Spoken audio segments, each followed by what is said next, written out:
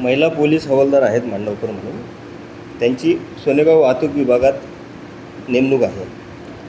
त्या दिनांक 2/6/2026च्या सकाळी 9 वाजतापासून ट्रॅफिक कंट्रोल करता सावरकरनगर चौक येथे कर्तव्यावर होत्या. त्या दरम्यान त्यांना एक वाहन जे आहे डबल सीट, एक व्यक्ती आणि एक महिला मागच्या सीटवर बसलेली असे संशयितरित्या दिसले. त्यांना ते समोरचा जो मुलगा आहे त्याचं वय कमी वाटल्याने त्यांनी त्यास थांबून लायसन्सची मागणी केली.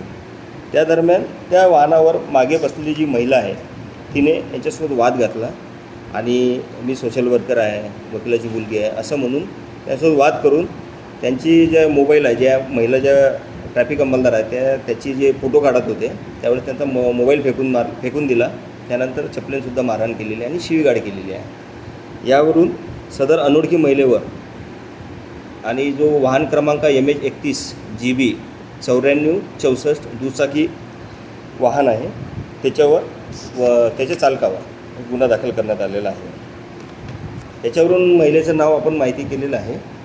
आता पुढील तपास सुरू आहे. PSI दंडाले पुढील तपास करीत आहे.